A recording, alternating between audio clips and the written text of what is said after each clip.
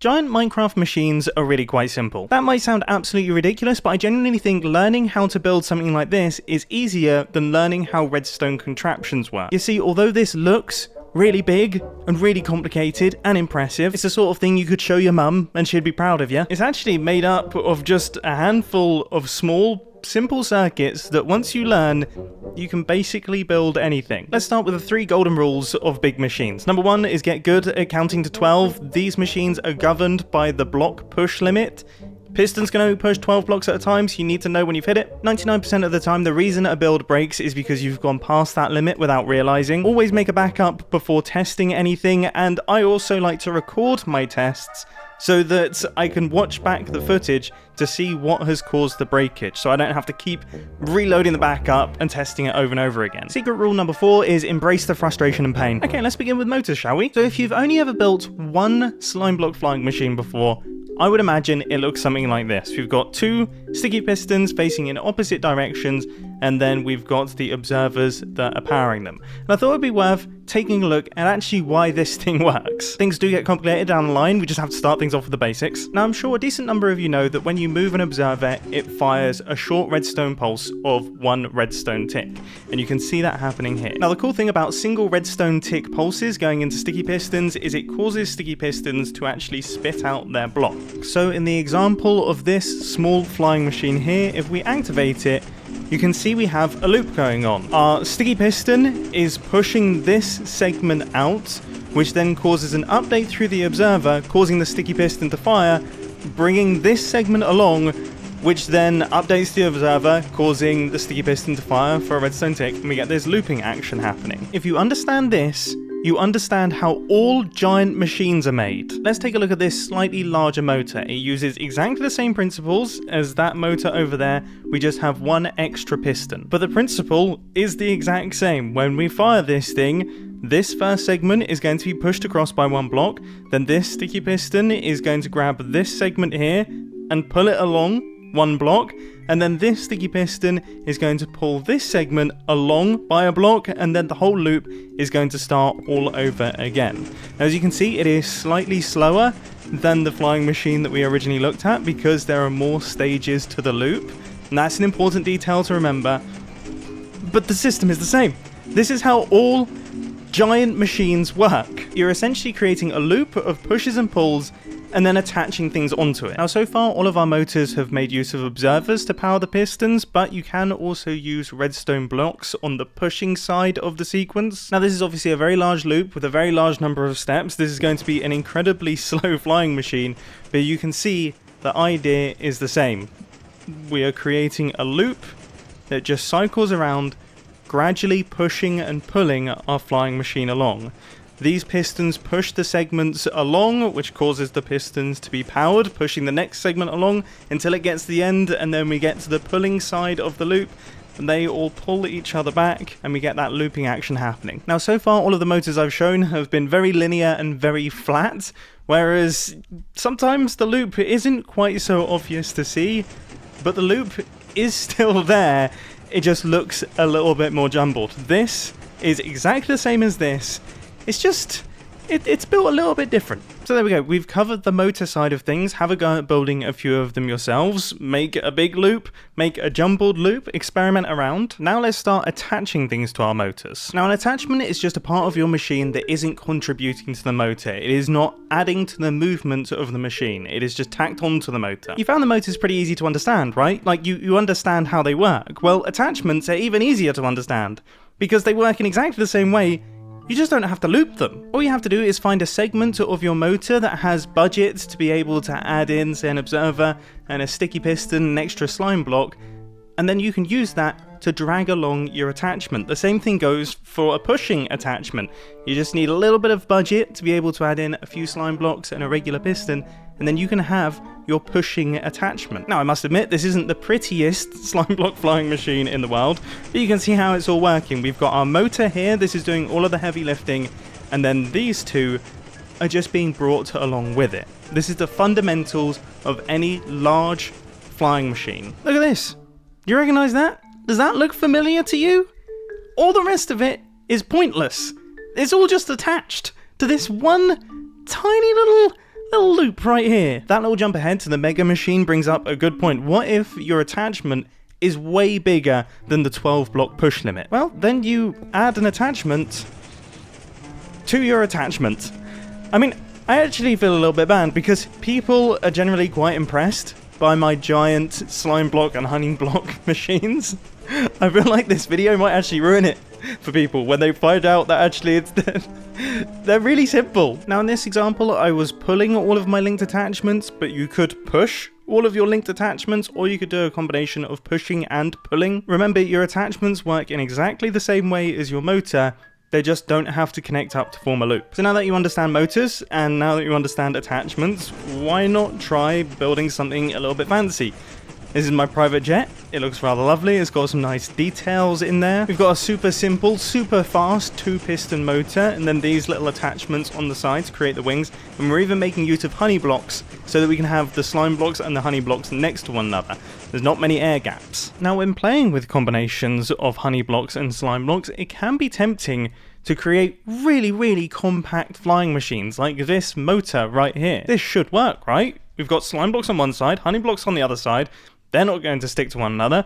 We've got ourselves a loop, but if I activate it, you can see it doesn't really actually go very far. And that is because the slime blocks still stick to the components on the other side. So yes, the slime blocks and the honey blocks won't stick to one another, but if a slime block ends up next to a piston, it will still stick to it, and your block push limit will be surpassed very quickly. So definitely watch out for that when dabbling with slime block and honey block combined machines. So that is all of our basics covered. Now it is time to move on to some of the slightly more advanced bits and pieces. First things first, making solid looking structures. Now this right here is essentially a regular linked attachment chain. We looked at one of these a little bit earlier on, but it's a little bit smarter, and when put next to one another, creates a solid wall of blocks, which always looks really cool inside of moving machines. We're using strips of slime blocks and honey blocks next to one another in segments, and those segment splits are being hidden by the fact that although these blocks here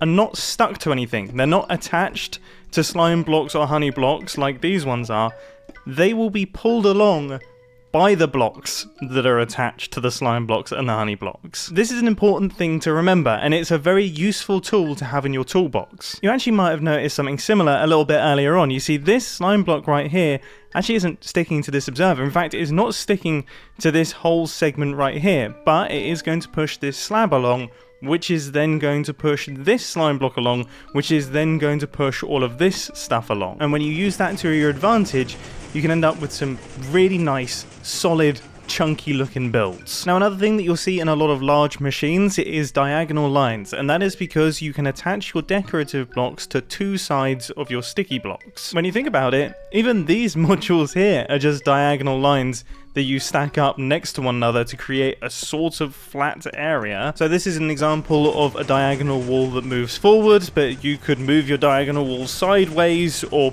pull them backwards if you want to.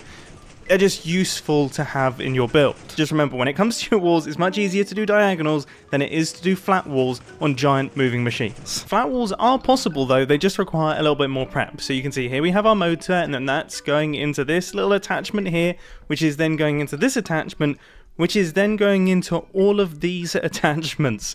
All of these separate segments. Now, as you can see on the back of all of these segments, I've actually got a little setup where we have observers running into pistons that are pushing this big structure along. Now, it's important to note that there are no air gaps on the inside of this structure. If there was, as soon as this started moving, the whole structure would compress in on itself. You need to make sure that there is no air present. But the beauty of a setup like this is each one of these individual pistons can push 12 blocks in a line. Because there are no slime blocks or honey blocks in this part of the build, we're no longer dealing in segments and stuck together clusters. It's just good old-fashioned linear straight line 12 blocks. So if you wanted to make, say, a walking house or a moving diamond pile, this is how I would recommend you do it. You've got your motor, and then that attaches into a pusher, which attaches into an even bigger pair of pusher attachments, which then goes into all of these pusher attachments, which then push this thing along. Nice. Well, you may have heard me mention a walking house just a second ago. Well, I've shown you how to do the house part, But what about the walking part? Let's take a look at some legs. Now I will admit, legs are a tiny bit complicated because there's a few things that have to happen. The leg needs to come up, and then it needs to move across, and then it needs to be able to go back down again. There's multiple directions of movement going on there, which is a little bit more complicated than anything that we've looked at so far. Until you think of it as a motor that gets assembled when the leg gets pulled up, and then a motor that gets disassembled when the leg gets put down. That then makes things a little bit easier. So here we have our really simple leg. If I remove this redstone block, you can see our leg goes up, moves across by a block, and then goes back down. But what happens if I increase the spacing between our redstone blocks? Well, then you'll see that actually all it is a regular flying machine that only gets activated when the leg gets pulled up, and then it gets switched off when everything goes back down. And if I remove the redstone block entirely, well, now you can really see what's going on here. We have our simplest version of the flying machine, a push and pull 2-piston loop going on. So this is my little leg design, which I use all the time, but I would highly recommend you go away and try and design a leg for yourself using exactly the same principles. And once you've designed your leg, hook it up to a little motor and watch it hop along off into the distance. That's actually quite lovely to watch. But I think that brings me quite nicely onto walking sequences. If I walk forward and look down, I may notice I don't have any legs. If I switch into F5, however, I can see that one leg kind of travels past the other. I don't shuffle along like this. That would be a weird way to get around. Instead, each leg swings by. Now, to get that sort of walking sequence inside of a machine, we need to alternate each leg moving forwards 2 blocks at a time. So this one will move forward 2 blocks, overtaking the other leg, and then it will stay put while the other leg moves forward 2 blocks, and they'll switch places as they go. And we do that making use of these little circuits right here. And they're actually quite funny little circuits. You see, when I hit this button here, I'm sure most of you can guess that these slime blocks are going to be pushed along like this, and the pistons are going to come with it. What happens next might be a bit of a surprise. I mean, how did that piston get there? Surely it was stuck to this slime. How's it ended up in this position? Well, if we do it again, you can see that this piston gets powered, and it pushes the slime blocks and the redstone blocks along. But this piston is also stuck to those slime blocks as well. So it also gets pushed along like this, and then when it lands there, it also gets powered by this redstone block, which means it then pushes the slime blocks and the redstone blocks along, meaning that we essentially have a double piston extender. So if we inspect this build quickly, down at the bottom here we've got our legs, we all understand legs now, and then up at the top here we've got our double piston extenders, and our legs are ever so slightly staggered. This leg is 1 block further forward than this one. Now if I simulate our motor pushing this line of pistons forward, you can see that that double piston extender will fire, and then these pistons have been brought forward 1 block, which means on the next push, this double piston extender is going to fire. So we are alternating moving forward 2 blocks at a time, which, if I hook everything up to a motor, leads to a really nice walking sequence that actually looks fairly natural and cheery. This looks this looks really cheery. That is the happiest little walkabout I think I've ever seen in my entire life. But even though it's cheery, the legs are quite small. What if I want to make a bigger leg? Well, you should have learned from attachments by now that if you want to build a bigger leg, you just build 2 legs and then attach them together. No one's going to watch my slime block videos anymore, are they? Because everyone's just going to be building their own awesome robots. As we can see here, if we move our redstone block along, the top segment moves, which then moves the redstone block out the way of this piston, which then it just does the same thing as a regular leg. It's just 2 legs stacked on top of one another. Now I will say, the way that you have to power the top piston of the second leg is a little bit different, because if we move the redstone block up and then across, we'll run into all sorts of issues with bud powering. So instead we start bud powered, move it up, and then update it with this block here. But for all intents and purposes, we just have 2 legs on top of one another. But surely a leg this big and this fancy is something else. Surely you've done something different here. Well, look a little closer. Peer a little bit closer into the mechanism, and you may realise that this is in fact just 3 legs on top of one another put next to one another. This is 4 sets of 3 legs put next to one another with 2 legs on top of one another on each side, and then another 4 sets of 3 legs on top of one another to make up the other edge of the leg. And then they've all been just orientated so it looks like one big leg. It's just a bunch of legs made to look like one leg. So now it's time to admire my armadillo. I'll be honest, I just really wanted to build an armadillo. I really wanted to build an armadillo, but that's a really stupid idea for a whole dedicated video. I built a massive armadillo in Minecraft. So I built the giant armadillo and then did everything else for this video to justify me building this giant armadillo. Look at it. Look at its cute little face. Its little teeth on the front there. I mean, it's great. I think this thing's fantastic. But before I activate it, let's take a look at all the various different things. So firstly, we've got our motor in the middle here. All of you should recognize this. It's a simple little thing. Now, when it comes to large moving machines, it's important to think about how fast your machine should actually be moving. As we saw earlier on with the short little legs, they looked very cheery and very happy, but realistically that probably needed a slightly slower motor so that the ratio of on the ground time and up in the air time of the legs was correct. So this motor is quite a big and slow one. Up at the top here we can see a variety of attachments being chained off of the original motor sequence. There's a mix of pushes and pulls going on. The top segment of the shell makes use of this setup over here that we saw earlier on. The legs are just a bunch of legs stacked up next to one another and on top of one another, and that really is all there is to it. I know it's a big and it is a complicated machine, but it's made up of a bunch of incredibly simple principles. So that's enough talking. Let's kick this thing into life and take a look at it walking across the landscape. And I think we can all agree, this thing's very satisfying to watch. I mean, those legs have the coolest sequence. Just watching all of the segments move separately is really cool. I'm super pleased with this thing. I really do hope that you got a lot of information out of this video. I really enjoyed making it. I enjoyed sharing the process of how these machines come together.